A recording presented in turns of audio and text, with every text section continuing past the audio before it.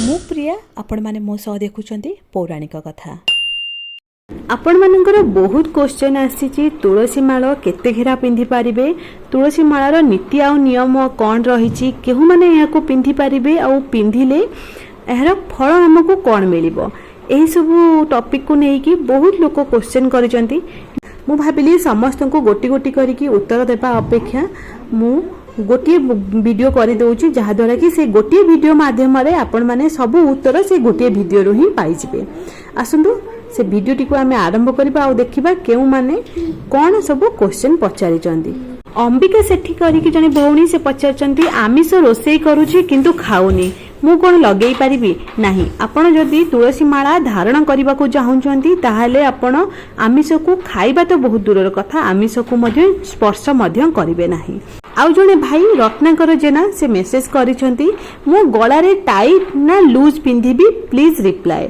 आपण गला रे टाइट पिंधंतु बा लूज पिंधंतु सेटा आपण को ऊपर निर्भर करे। मु आगुरु भी आपण को रिप्लाई देई सारिची, परंतु गोटे जिनिस निश्चित भाव रे ध्यान रखिबे, आपण जेपरी मद मांस प्रति आउ आकृष्ट हेबे नाही। आकृष्ट हबा तो बहुत दूरर कथा, मद मांस को स्पर्श मध्य करिवे नाही।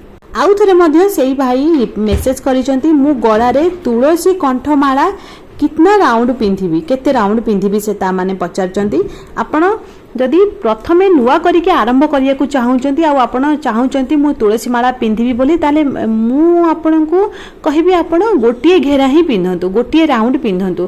कारण आपण जदि गोटिए राउंड पिंधिबे ताहाले आपण पियाज रसुन टिके खाइले चलिबो, परंतु जदि आपण तीन घेरा पिंधुचंती ताहाले आपण को संपूर्ण रूपे पियाज रसुन त्याग करिबा को पड़िबो, आमिष त्याग करिबा को पड़िबो, भाषा अभाषा ठारू दूर रे रहिबा को पड़िबो, मद को मध्य स्पर्श करिवे नाही, आ काहाको खराब नजर देखिबे नाही, काहाकू गाली गुरोज करिवे नाही, एवं सबु बेले आपणक मन ठाकुरंक पाखरे जे परि भाबरे रहिबो। आउ जने यूजर लिखिचंती तुलसी माला पिंधिले पियाज रसुन खाई हेबो कि। देखंतु पियाज रसुन आपण जदि आरंभ करबा को चाहुचंती ताहाले आपण पियाज रसुन खाइले चली जिवो गोटे घेरा किंतु पिंधिकी, किंतु जदि आपण तीन घेरा पिंधिबे ताहाले आपण को पियाज रसुन छाड़िया को पड़िबो। मु आउ थरे आपण मानन को कहि दउची तुलसी माला पिंधिले आपण को बहुत ध्यान रे सहित पिंधिबा को पड़िबो, काहे कि ना आपण तुलसी माला पिंधि साइला परे आपण जहा भी आपण भाषा कहिबे, भाषा माने को जो कथा कहिबे आपण देखि चाहि कि आपण कथा कहिबे, आपण भाषा को कु भाषा रे परिणत करि परिबे नाही, आपण सब बेले सुभाषा ही कहिबे।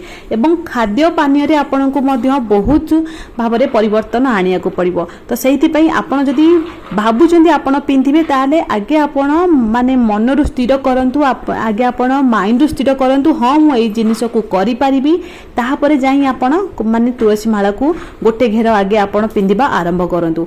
नहले आपण जदि भाबुचंदी नाही मु किछि दिन करिक मु छाड़ी देबी, मो द्वारा हेई परिबनी, मु आमिष न खाई कि रहि परिबी नाही, कि पियाज रसुन खाई कि माने सारा जीवन पर्यंत मु रहि परिबी नाही, ताहाले आपण केबे भी तुलसी माला को धारण करंतु नाही। ना जेकोसी गोटे अन्न रे आपण जदि तुलसी पकई दउचंती ताहा भोग हो जाउची, प्रसाद हो जाउची।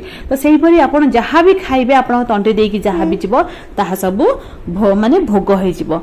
तो मु जेहेतु आपणकर शुभाकांक्षी, तो मु आपन निश्चित भाव रे कहिबी आपण एई जिंसटी आरंभ करबा पूर्वरु आपण मन पूरा स्ट्रांग रखी कि एई जिंसटी को आरंभ करंतु।